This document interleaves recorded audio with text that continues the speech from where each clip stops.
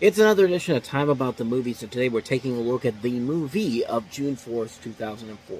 We only got one movie to look at today, and just like with Shrek 2 a couple weeks ago, it's a pretty good one, a pretty big one, and that is, of course, Harry Potter and the Prisoner of Azkaban.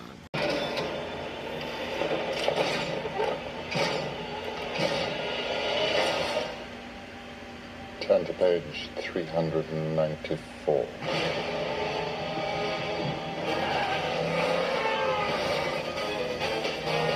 Lord Lady at 12 o'clock! 3, 2, yes! Sirius Black has escaped from Azkaban prison. He's a murderer. Sirius Black is the reason the Potters are dead. And now he wants to finish what he started. I want you to swear to me you won't go looking for Black. Why would I go looking for someone who wants to kill me?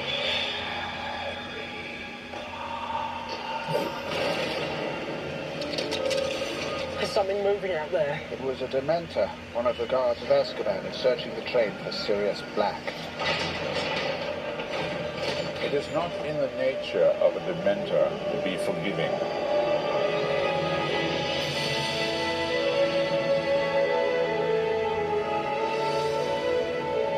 I hope he finds me. Because when he does, I'm going to be ready. You must look beyond.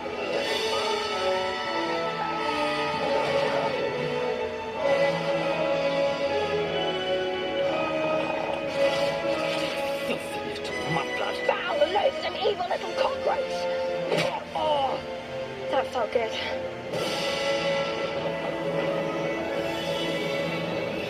Expecto Patronum! Captain!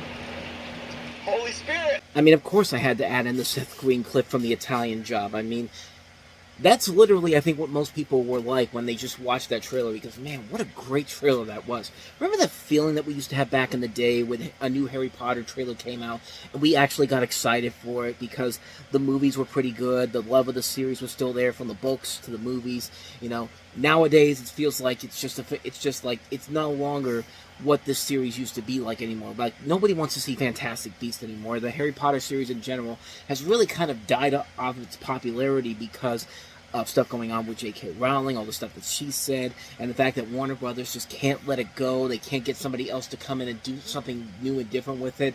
And, you know, this was back in the good old days, man. And that trailer, man, just an amazing trailer. Probably the best trailer from the Harry Potter series in general.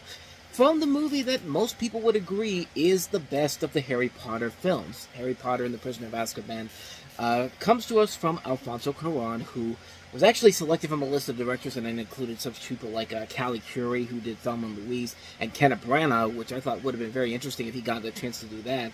But in this movie, you have Harry and his friends returning to Hogwarts for their third year, and it's his quest to uncover the truth about his past, including the connection recently escaped Azkaban prisoner Sirius Black, played by Gary Oldman, has to Harry and his deceased parents. And yeah, the movie itself, this is the movie where really the dark tone of the series began to take shape. The first two films were seen mostly as, you know, they were mostly kid-friendly films in general. I mean, you had Chris Columbus as a director, and I think he did a pretty good job of handling both of those movies.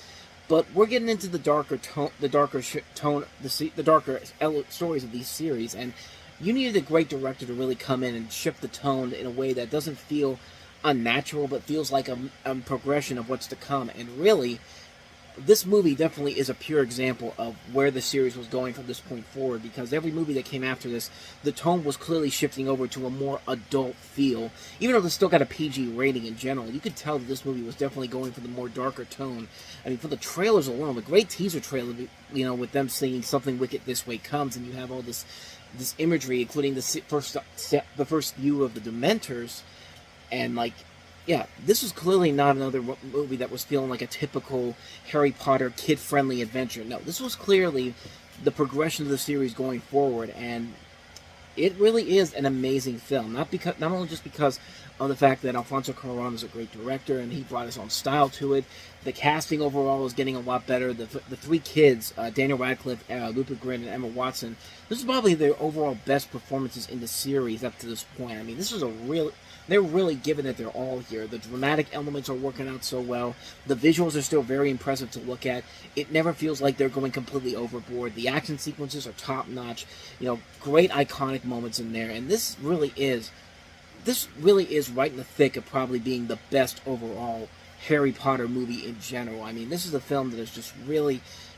It's just a really amazing film that even people who weren't big Harry Potter fans can look at this and go, man, they really put all their effort to make this really damn good, and they made this about as epic as you can get it. I mean, someone like me, who really was not into Harry Potter at first, I slowly but surely kind of got into it once the Goblet of Fire book came out, and then the movies I slowly but surely made my way to, and this was actually one of the first ones I actually saw. I was really impressed by what they were able to do here. I think it was I think they did a very good job of handling it. The shifting of where the series had gone to this point is just amazing to see. Like, it's a great movie, man. I mean, I'm just really kind of repeating myself from this point forward, but it's just like, I can't help it, man. The casting in the movie is great, They added new people, like I said, Gary Oldman as Sirius Black. You got David Thewlis, Timothy Spall, Emma Thompson. One of the big ones is that Michael Gambon, who plays Dumbledore in this, because Richard Harris had died in 2002. And it's a really good, seamless transition, too. Like, you really can't tell the difference between Richard Harris and Michael Gambon at first. It really takes it really takes further on into the series to really know the big differences between Gambon and Richard Harrison's performances. But yeah, the movie is just really good, man. Like, I can't really recommend this movie more. I mean, this is a movie that I really do think is easily one of the strongest, if not the strongest movie in the series. And the series does get better, especially towards the end with the second part of the Deathly Hallows, but in terms of a quality overall film in general, this movie right here really does take the cake. This is probably easily one of the best, if not the best, Harry Potter movies. It's an epic adventure. It knows that we've got to move into this more darker territory. The shift has got to change, and it does it with such a seamless transition that you can't help but really appreciate what they're able to do here. I really love this movie. I think you'll love it too, obviously, but yeah, it's Harry Potter and the Prisoner of Azkaban. Probably some would argue that it is the best Harry Potter film, and for me, I would tend to agree with that. And so with that said, we wrap up another edition of Time About the Movies, and what do you do after you follow up a great weekend that had Harry Potter at the top of the list? How about a weekend where there's a lot of disappointments overall? The next week that we'll look at is the week after this, of course, and we have Vin Diesel in The Chronicles of Riddick, the sequel to Pitch Black. Bill Murray as the voice of Garfield in Garfield the movie, which you think would be awesome, but not this movie. Nicole Kidman and Matthew Broderick, Christopher Walken, and Frank Oz's dark comedy remake of The Stepford Wives.